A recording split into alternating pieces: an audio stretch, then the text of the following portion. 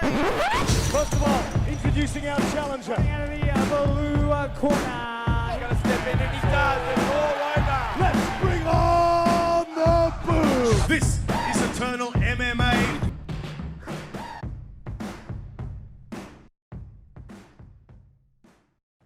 Mixed martial arts fans, welcome back and thank you for joining me once again on the Eternal Insiders Podcast back for 2023.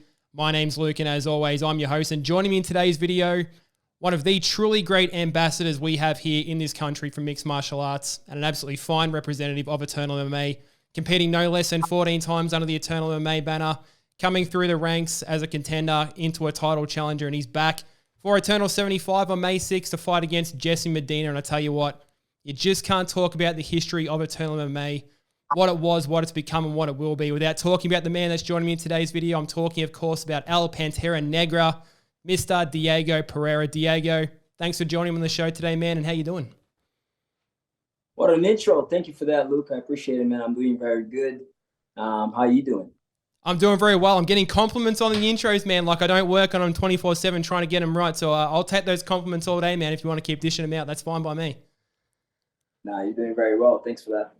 How's things, man? I mean, we're only sort of a few weeks out from the fight. How are we feeling? How are we doing? How's the training? How's everything coming along? Yeah, you're right. So we were like, 4 weeks out, something like that. I feel good. It's always coming up to these last few weeks. It's always like everything starts adding up, and starts catching up to you. So body is taking a beating as usual, but we're nice and strong and mentally ready and everything as it should be. So I'm really, really looking forward to this one. Now, I want to talk about the fight in the moment. Of course, what are we sitting? We're April now, and we're coming up close to it. But, I mean, what a crossover you had from 2023, of course, getting your black belt as a Brazilian Jiu-Jitsu practitioner. You got engaged in January as well. So, I mean, from the crossover you had from 2022 to 23, what a time that was. We're rolling into 2023, man. Like, talk about the experiences you had coming into the new year. No, that's right. Man, I look back very fondly of the last few months, even further back to December where I was competing for the title and I came out short. That was, bittersweet. So even though I couldn't win it, I didn't win it, still felt really, really good because of the lessons I learned from that fight. So off of that, then that same weekend, I get my black belt, something I've been working for many, many years. And just like in the back of my mind, that was always there. And I never really aimed for a black belt. Just loved the sport so much, just devoted myself to it. And that just came as a bonus, as a reward and recognition of the hard work and dedication over the years. So I'm very, very proud to stand as a black belt under my coach, Vicente Cavalcanti, and the many, many others that that have come before me. So I'm grateful. And being engaged, the love of my life, and couldn't be happier, man. So 2023 it started off really, really well. No, everything's humming for you, man. And of course, proud representative of Southside Training Center and getting your black belt under Vicente Cavalcanti and training with Pasha Stoll and everything as well. Can you talk a little bit about that relationship? I know, what it means for you to be able to train at Southside Training Center, have those guys in your corner. We see it on social media. Speak about that relationship that you have with those guys. Certainly. Paul and I have been, going at it many, many years. Basically since the beginning. Him and Coach Uncle Des have been in my corner since I started, and they have instilled in me tremendous knowledge and skill. And not only within the gym, but also have learned many things and how to carry myself as a man outside of the gym as well. So it's a great relationship that we have, and I'm very, very humble and grateful to have those guys in my corner for sure. Now, before we talk about the fight coming up too, man, I mean, what a storied career that you've had for Eternal MMA. As we said, you've competed no less than 14 times under the banner. You touched on the losses that you've had challenging for the title, but so many wins, and you've also bounced back from a lot of those sort of losses that you've had. You've been a truly fine representative of the brand. Like, when you sort of look back on your career, and obviously there's a long way to go, like, sum it up a little bit for us in terms of the journey you've had, the fans you've gained. You're one of the most popular fighters on the roster. Like, what's the journey been like for you up until this point? Man, it's as a professional martial artist, the thing for me has always been the challenge. I really, really thrived. And once I recognized and realized that it wasn't all about the wins, but also the challenges. If you don't have anybody that can challenge you, give you a hard fight or whatever, that's not going to make you grow.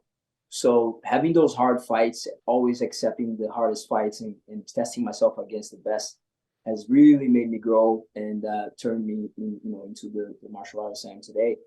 And, having Eternal as at the forefront, the premier mixed martial arts event in Australia and New Zealand, and been with them basically since the beginning, carrying many, records within the promotion, I feel blessed. And when I look back, it's like, it's been good, it's been good. I've been doing lots of great things, and I'm only 30 years old. I feel like the sky is the limit. And so I feel like I'm only just getting started, to be honest. This is my prime time, and I've already accomplished so much. But the main thing for me is just continue to improve and enjoy it as I go, and make the relationships that I make throughout the journey. If I'm influencing people in a positive way, as I progress and compete each time, if people are coming, if people that they're talking nice things, like I heard this quote once that really resonated with me. It just basically says that happy is the man that can make others grow or improve in his absence. So for me, that's like, I'm a martial artist, I'm a teacher, I'm a brother, I'm a son, all of those things. And I truly feel blessed when people give me feedback and they say, hey, I love that class. Hey, my son is, having more confidence because of what you said or what you did. And so many other things, clients, getting back to me and saying those positive things. So that to me makes me happy. And ultimately is why I do it. I do it for myself, for the challenge, but also to influence others in a positive way as well and change their lives. So I'm very blessed and proud. No, and I think that's why you're one of the most popular guys around Eternal MMA, not only for your performance, but the way you carry yourself, truly an inspiration. And not only that, I mean, the guys that you've fought, the guys that you've had wins against, notable wins, against guys like Alan Philpott, against, guys like Sam Hibbard. You have a win over the current Eternal Featherweight champion, Justin Van Heerden, even a rising prospect like Abdullah Bayeda. So, you've faced everyone, and the guys you've had the win against, it's a virtual who's who, right? You've seen it all and you've done it all. Like when you sort of look back at those sort of fights, like, is there any that particularly sort of stand out for you in terms of guys you've enjoyed facing, particular wins that you sort of thought were right up there? Like when you look back on those wins in your career, like what stands out to you the most? That's a good question. I'm not sure. I haven't really thought of that in that way. I feel they each brought their particular challenges and I would have to say like a fight that whenever I think back and always there's different fights, I guess, different performances really mean different things and depending what you're trying to do. Like I enjoy working on something technique wise, developing that and trying to apply that in real time against a skilled opponent. If I'm able to pull that off and perform to the best of my abilities or even a little bit close to it, and I get, a highlight finish or something like that, fuck, I love that. That's like a proud moment for me, for my coaches and everybody. That's like the tick. It's like, bro, we worked on that thing for so long. You went out there, you did it. Great. A fight that, I look back and everything went smoothly to game plan and everything we did and we were giving the opponent we were facing as well to take him out the way we did. I look back to that Michael Tobin fight, a former champion, had never lost his belt. He was undefeated for so long. He was highly touted as, I think he was ranked number one at the time. And we went out there and we did everything that we could and that we wanted to do. And we got a highlight reel finish. So that was a great fight. I look back on that. That was like a clean sweep for me. But then there are other fights like the Jack Jenkins fight. First time we fought back in 2020. That was a tremendous fight because we were both so determined to win that thing that, despite whatever happened, we were just going at it. And I came out short, but I learned so much from that fight. The challenges that I faced in that fight, the things that I could have done, how he, implemented his game plan and stuff like that. So that's what I mean by like when you have great opponents, they make you grow, they challenge you. That was one of them. And yeah, so I look at it depending on the performance, depending on how I improved and what I was able to apply within the fight as far as techniques and things like that. So, but yeah, that's how I look at it. So fantastic look back in the past, but now we look to the future, man. We're fighting Jesse Medina at Eternal 75. Like when you look at this as a matchup, what do you sort of see from Jesse? He's a very experienced opponent, of course. You're a very experienced combatant yourself. Like what do you look at in terms of this matchup? Where do you see that you have the advantage over Jesse? Like what do you see as his strengths? What can you tell us about what you think about this fight? Like you said, Jesse's an experienced guy. He's been around forever. I think he's been around since 2010 or something like that. So, that's a lot of experience, which certainly favors him. He's a composed guy when he's out there watching his fights and things like that. So you can't take an opponent like that lightly. I believe he's also a black belt. He's got a ton of finishes. He can hold his own in the stand up as well. So it's a good matchup. I see this as a well-rounded mixed martial artist opponent that I have to go out there and just be able to implement my game, and just put that pressure on him and be as elusive as I can be. And I think ultimately my skills, my athletic ability, the intangibles, I don't believe he's been in deep waters. I don't believe he's faced the high caliber opponents that I have and the skills that I have.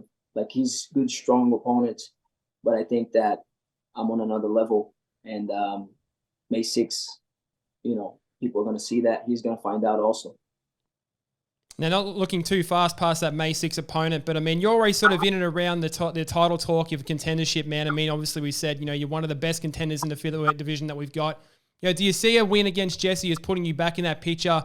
Would you like to get back in there for another scrap for the belt? Like, what does a win do for you at this point going forward? I believe so. Given that the current champion and I are 1-1 as it stands, I finished him. He couldn't finish me. I had all the opportunity to do it. And kudos to him. He had an excellent game plan, but we stand 1-1. Jesse Medina, under the Eternal banner, he's also coming off a title challenge himself, back when he fought Jenkins for the rematch. So he's a contender. I'm a contender. Beating him should 100% take me right back to that spot. Who else is up there? Abdallah, whom I've finished. Every other opponent, he's sort of ran through them. So you can just look at that picture and tell me, who do you think should be next? So I 100% believe I should be right up there. And Israel Adesanya in the weekend, man, at 287. I mean, what a win. I know you're watching the fight, and you said on Instagram, what an inspiration that was to see, what he'd gone through and coming back to get that big win, get his title back and put himself back on top of the mountain. Like, what sort of inspiration is that to you? Can you take that inspiration, what he's done and apply that to your fight coming up? Yeah, look, I was fortunate enough to spend a week over at City Kickboxing just prior to him flying out to the fight. So I caught him like at the end of camp, saw him go through the week of training and things like that, was training over there with those guys. So the inspiration comes from, like, when you look at the guy, he's achieved everything that can be achieved within that sport and other sport. He's, got more than enough money to last him a lifetime and his family as well. So you got to think, what drives this guy? He loves this, and he's such a brilliant martial artist. And he could easily just fall back on rest on his laurels and chill, rise into the sunset. But he chooses to just work extremely hard and just grind day in and day out because he truly believes he's the best. That motivates me because I believe I'm the best.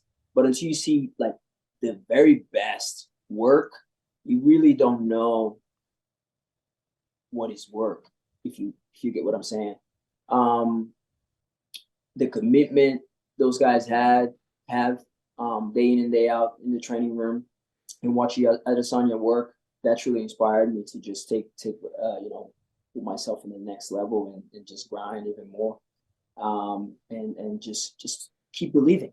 He was the main message he put out there is that, man, no matter what, like, I stumbled many times. This guy beat me 3 times. He knocked me out twice. This happened, that happened. Nobody believed me. Everybody was doubting me. I believed in me. I kept grinding. I went back to the room and I continued to believe. So no matter what, believe in you. Believe in your capabilities. Put the work in. And no matter what others say, just go out and do it. And he did that. So that inspires me a lot. So I've had some adversity in my career already. And I just, had some doubters here and there. And that for me is what inspires me. It's like, even though you might be at the top, you still face those adversities. That never goes away. That is just a constant. That's probably the only certainty that we have in this life, that struggles are real. And so you must learn to deal with that and accept that and embrace that. Just go over it, go around it, and just keep moving forward. And that's what inspires me, to just keep believing and keep moving forward. And you are one of the most inspiring guys we have in this country in the Eternal Featherweight division, man. We always look forward to seeing you fight. Now, I know you've always got a message for the fans, so please give us your final thoughts coming up for this weekend. A final message to the people that be tuning in live, UFC Fight Pass, Diego Pereira versus Jesse Medina in the main event. Tell the fans what you want to tell them, man.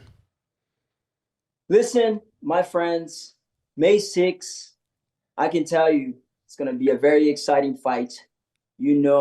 My fights are never boring. No matter who I'm facing, I bring the entertainment. So if there's a main event to tune in for, it is this one. Eternal 75, May 6th, at Southport Sharks on the Gold Coast. If you're around, you should be there, definitely, to witness this live. If you're not, tune in, UFC Fight Pass, wherever you are in the world. Trust me, it's going to be good.